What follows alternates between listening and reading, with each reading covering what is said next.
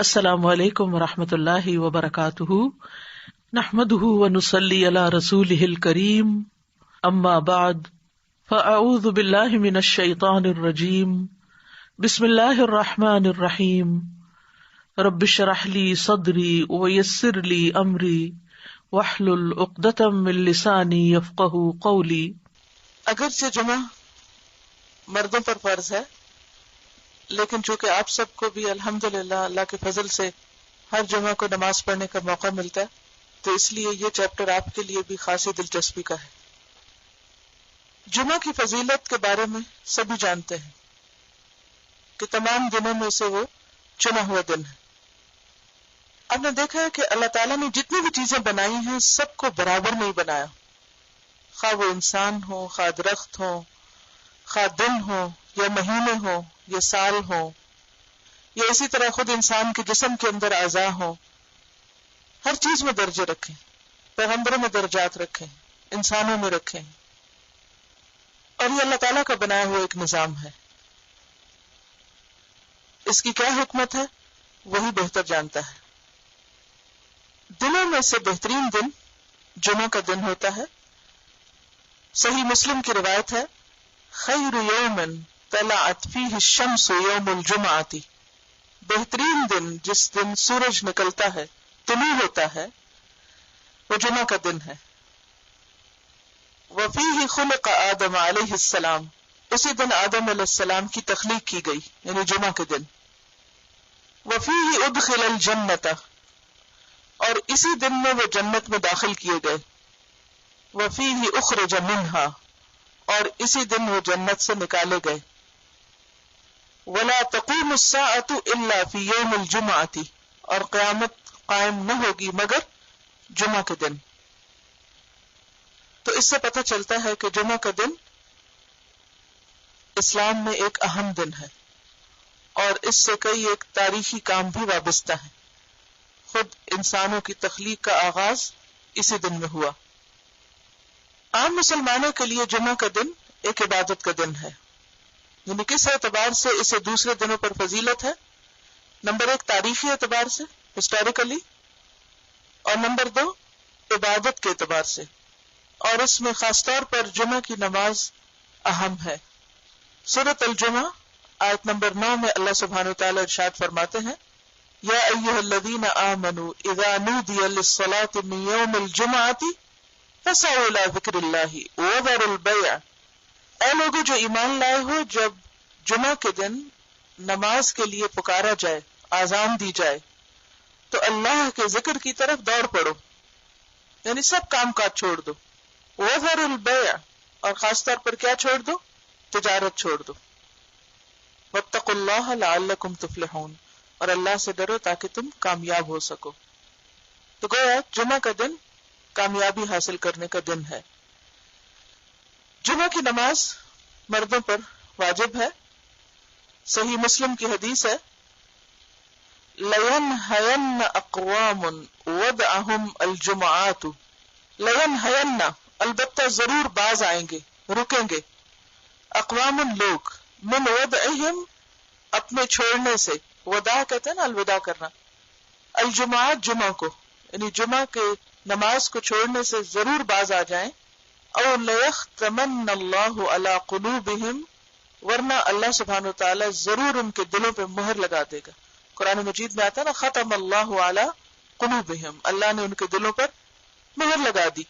تو وہ کون سے جرائم ایسے ہیں کہ جن کی وجہ سے دلوں پر مہر لگتی ہے؟ ان میں سے ایک جرم جمعہ کی نماز کا ترک کرنا ہے۔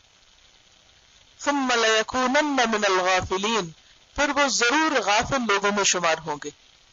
تو اس سے پتہ یہ چلتا ہے کہ جمعہ کی نماز عام نمازوں کی نسبت بھی زیادہ اہم ہے۔ اس سے یہ مطلب نہیں کہ عام نمازوں کی اہمیت نہیں، وہ بھی بہت اہم ہے، لیکن ان نمازوں میں پھر جمعہ کی نماز خاص طور پر بہت ضروری ہے۔ یہ حدیث بھی صحیح مسلم کی تھی۔ تو جمعہ کا دن اگر ایک خاص دن ہے تو اس دن ہمیں کیا کرنا چاہیے؟ تو اس کے بارے میں یہ آداب لکھتے ہیں۔ یہ لکھتے ہیں کہ آداب جمعہ 15 ہیں، 15 ہیں۔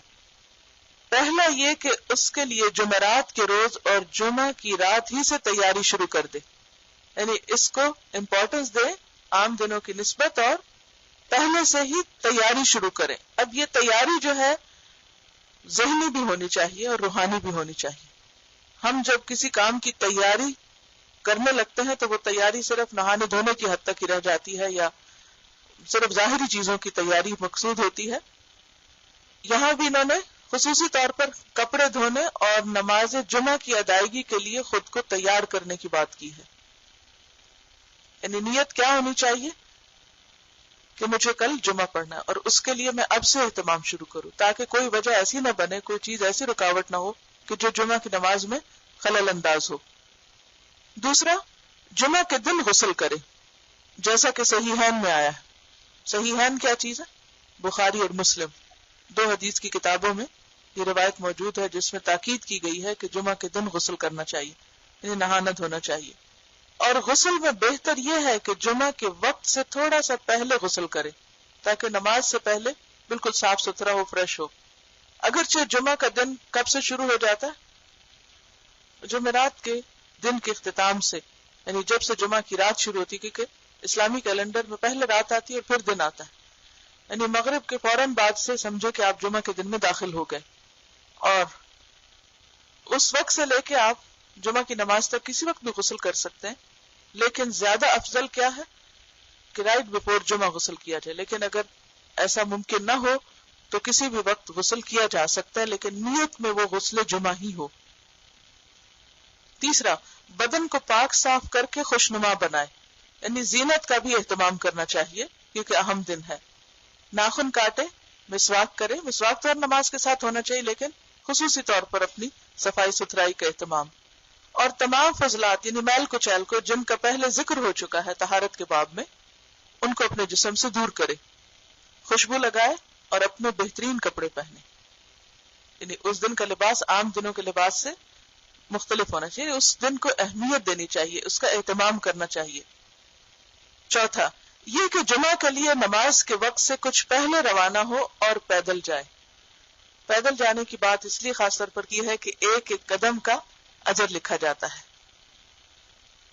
خصوصاً اگر آپ عمرے پر گئے ہو تو آپ نے دیکھا ہوگا کہ پہلی اذان سے پہلے ہی لوگ صبح 11 بجے سے اپنی سیٹ لینے کے لیے مسجد میں پہنچنا شروع کر دیتے ہیں. اور اگر آپ کسی بلند اونچی عمارت سے نیچے جھانکے تو عجیب منظر ہوتا ہے کہ درمیان میں مسجد ہوتی ہے اور چاروں طرف سے لوگ بس چل چل کے آ رہے ہوتے ہیں, دور دراز سے پیدل چل کے آ رہے ہوتے ہیں. تو بہت ہی خوبصورت منظر ہوتا ہے. وہ پیدل چلنے کی انہوں نے خاص طور پر بات کیوں کی ہے؟ کیونکہ جب بہت سے مسلمان اکٹھے پیدل چل کے ایک طرح سے مارچ کرتے ہوئے کسی جگہ پر جا رہے تھے تو اس سے ایک روب بھی قائم ہوتا ہے, اس سے ایک عجب منظر ہوتا ہے جو سب دیکھنے والوں کو متاثر کرتا ہے. جیسے عید کی نماز میں کیوں کہا گیا کہ ایک جگہ پر لوگ پڑھیں تاکہ زیادہ سے زیادہ لوگوں کا اجتماع ہو. اور جمعہ کا لفظ بھی جمع ہونے سے, اس کا روٹ جیم میم عین ہے, یعنی جمعہ اسی وقت بنتا ہے جب آپ جمع ہوں, اکٹھے ہوں, اور وہ ظاہر ہے کہ جامع مسجد میں ہی ہو سکتا ہے. جامع مسجد کی طرف جانے والے پر لازم ہے کہ وقار اور تسلی اور خشوع سے چلے, یعنی اپنی چال کے اندر بھی ایک احساس پیدا کرے کہ وہ ایک خاص کام کے لیے جا رہا ہے. یعنی آہستہ آہستہ چلے, ہمبل ہو اس کی چال. ویسے بھی عباد الرحمن کی چال کیسے ہوتی ہے؟ وَعِبَادُ الرَّحْمَنِ الَّذِينَ يَمْشُونَ عَلَى الْأَرْضِ هَوْنًا, لیکن خصوصاً جب وہ عبادت کے لیے جا رہے ہیں.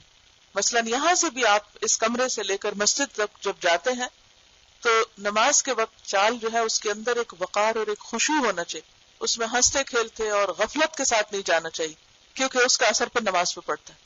جس موڈ اور جس طریقے سے آپ نماز میں داخل ہوں گے, مسجد میں داخل ہوں گے, اسی کا غلبہ ہوگا اور پھر نماز میں بھی وہی کیفیت ہوگی. لیکن اگر آپ اس خشوع کا اہتمام پہلے سے شروع کر دیں, اور خشوع اصل میں دل کا خشوع ہوتا ہے, دل کا جھکاؤ ہوتا ہے, دل کا احساس ہوتا ہے, تو اس حالت کے ساتھ اگر آپ قدم اٹھاتے ہیں اور اللہ کا ذکر کرتے ہوئے اس طرف بڑھتے ہیں تو یقینی طور پر آپ جمعے کے اندر ایک حقیقی روحانیت محسوس کریں گے. اور پھر یہ کہ تسلی کے ساتھ جائے, سکون کے ساتھ, تھکم پیل نہ کرے, کسی کو رش نہ کرے, کسی کو کاٹے نہیں اور کسی کو دھکا دے کے رستہ بنا کے نہ جائے, بلکہ لوگوں کا بھی خیال رکھے کہ اگر اس کے آگے کوئی بچہ ہے یا کوئی بزرگ ہے یا کوئی اور مشکل ہے تو پھر کوئی اور راستہ اختیار کر لے جو شارٹ کٹ ہو اور لوگوں کو تکلیف نہ دے. اگر وہ جلدی پہنچنا چاہتا ہے کہ وہ پہلی صف تک جا پہنچے, اور اگر وہ ممکن نہ ہو تو پھر جس حال میں ہے وہیں پر صبر کے ساتھ آہستہ آہستہ قدم اٹھا کر جائے. جامع مسجد کی طرف جانے والے پر لازم ہے کہ وقار اور تسلی اور خشوع سے چلے اور مسجد سے نکلنے کے وقت تک مسجد میں اعتکاف کرنے کی نیت کرے. اعتکاف ہوتا ہے ایک جگہ جم کر بیٹھ کر اللہ کی عبادت کرنا اور اللہ کا ذکر کرنا. مراد اس سے یہ کہ جتنی دیر مسجد میں ہو جب اعتکاف کی نیت کرے گا تو پھر کوئی دنیا کی باتیں نہیں کرے گا. پھر اس میں یا تو وہ خطبہ سنے گا، نماز پڑھے گا، نوافل ادا کرے گا، ذکر کرے گا، تسبیح کرے گا، قرآن کی تلاوت کرے گا، لیکن ادھر ادھر کی ہنسی مذاق اور گپ شپ سے پرہیز ہوگی. پانچواں یہ کہ لوگوں کی گردنیں نہ پھلانگے اور معقول گنجائش کے بغیر دو آدمیوں کے درمیان میں نہ بیٹھے. آپ صلی اللہ علیہ وسلم ایک مرتبہ خطبہ دے رہے تھے تو ایک شخص دیر سے آیا، لیٹ آیا، اور پھر آتے ہوئے لوگوں کو کاٹتا ہوا آگے آ کے بیٹھا. تو آپ صلی اللہ علیہ وسلم نے فرمایا آنیت و آبیت، دیر سے آئے ہو اور تکلیف دے رہے ہو. یعنی اگر تمہیں اتنا ہی شوق تھا کہ اگلی صف میں بیٹھتے اور قریب ہو کے خطبہ سنتے تو پھر اس کے لیے آنا بھی جلدی چاہیے تھا، تاخیر نہیں کرنی چاہیے تھی. تو یا تو انسان پھر بہت پہلے گھر سے نکلے تاکہ لوگوں سے پہلے وہ اگلی صف میں بیٹھے، یا پھر یہ ہے کہ اگر تاخیر سے آئے تو جہاں جگہ ملے وہاں بیٹھ جائے. لیکن جہاں جگہ سے مراد یہ نہیں کہ آپ راستے میں بیٹھ جائیں اور لوگوں کے لیے بلا وجہ دشواری پیدا کریں کہ وہ لازمی پر آپ کی گردنیں پھلانگ کر ہی جائیں. جگہ خالی ہے تو پھر بچتے بچاتے. گردن پھلانگنے سے مراد یہ کہ دو لوگ جڑ کے بیٹھے تو ان کے کندھے کے اوپر سے پھلانگے. اور اسی طرح اگر تھوڑی جگہ ہے اور اس کو وہ جگہ پسند ہے تو وہ اپنی مرضی کرنے کے لیے ان لوگوں کو ہٹا کے تو خود بیچ میں گھس کے نہ بیٹھے. ویسے بھی آداب مجلس کے خلاف ہے کہ لوگوں کو ستا کے اور ساری مجلس کو ڈسٹرب کر کے ان کے بیچ میں جگہ بنانا. یعنی پھر جہاں پر خالی جگہ اور مناسب ہو وہاں بیٹھے. بات یہ ہے کہ جو پہلے آنے والے ہیں ان پر لازم ہے کہ وہ پہلی صفوں کو پورا کریں. یہ بات درست نہیں ہے کہ پہلی صفوں کو خالی چھوڑ کر انسان آخری صف میں کھڑا ہو جائے، الا ہی کہ کوئی مجبوری ہو. بعض اوقات ایسا ہوتا ہے کہ کوئی بچے چھوٹے ہیں یا فوراً نکلنا ہوتا ہے یا کوئی اور مسئلہ ہے تو اس میں انسان پیچھے کھڑا ہو سکتا ہے لیکن سائڈ پر ہو کر، ایک طرف ہو کر. ورنہ عام نمازوں میں بھی اور جمعے کی نماز میں بھی مسجد میں رینڈملی ادھر ادھر نہیں بیٹھنا چاہیے بلکہ آگے آگے ہو کر بیٹھنا چاہیے تاکہ دوسروں کے لیے تکلیف کا باعث نہ ہو. کیونکہ لکھا کہ ہاں اگر کوئی خالی جگہ دیکھے تو آگے چلا جائے، لیکن اس میں بھی تھوڑا بے شک طویل راستہ ہو مگر لوگوں کو اذیت نہ ہو. اس سے آپ اندازہ کر سکتے ہیں کہ ہمارے دین میں عبادات کے آداب کیا ہیں. اپنی عبادت کے لیے اور اپنی تسبیح کے لیے آپ دوسروں کو مت ستائیں. چھٹا یہ کہ کسی نمازی کے آگے سے نہ گزرے. اگر کوئی نوافل وغیرہ پڑھ رہے ہیں تو اس صورت میں آگے سے نہ گزرے. خصوصاً حرم میں جو سب سے زیادہ تکلیف دہ چیز ہوتی ہے وہ یہ کہ لوگ اس بات کا بالکل دھیان نہیں کرتے کہ کون نماز پڑھ رہا ہے. نماز پڑھنے والے کو بھی چاہیے کہ اپنے آگے کو سترہ رکھ لے، خواہ اپنا بیگ ہو یا کوئی بھی چیز ایسی ہو تاکہ دوسرے اگر گزرے تو پھر اس کے پار سے گزرے. اور اسی طرح اگر کوئی گزر رہا ہے تو ہاتھ سے روکنا بھی چاہیے، گزرنا نہیں دینا چاہیے. بعض اوقات بچے کھیل بنا لیتے ہیں، ہر وقت نمازی کے آگے سے گھوم پھر رہے ہیں.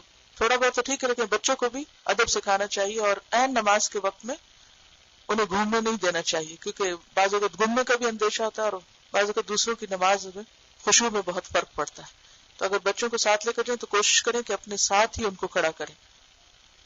ساتواں یہ کہ پہلی صف میں بیٹھنے کی کوشش کرے.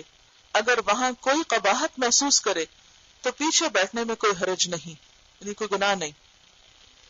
کیونکہ جمعہ کے احکام زیادہ تر یہ مردوں ہی کے لیے ہیں.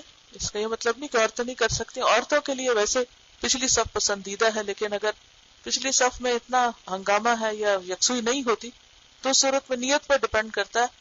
مسجد نبوی کے اندر کوئی کرٹن نہیں تھا، بیچ میں کوئی پارٹیشن نہیں تھی، ایک ہی مسجد تھی. آگے مرد ہوتے تھے، بیچ میں بچے ہوتے تھے اور اس کے پیچھے عورتیں ہوتی تھی. اب یہ ہے کہ کوئی چونکہ حجاب بیچ میں نہیں تھا تو جس کی وجہ سے پھر عورتیں مردوں کے جب قریب ہوتی تو وہ پسندیدہ نہیں تھا. لیکن اگر بیچ میں باقاعدہ پارٹیشن ہے اور ایک الگ حصہ بنا ہوا ہے تو اس صورت میں اگر آپ کہیں بھی کھڑے ہو جائیں، اللہ یہ کہ آپ سمجھتے ہیں کہ پارٹیشن ایسی ہے کہ جس میں پھر وہ کیفیت نہیں آتی. کیونکہ اصل مقصود کیا ہے کہ جب ہم نماز کی حالت میں کھڑے ہوں تو ہمارے اوپر ایک خاص کیفیت آ رہی ہے اور ہر طرح کی ڈسٹریکشنز دور ہوں.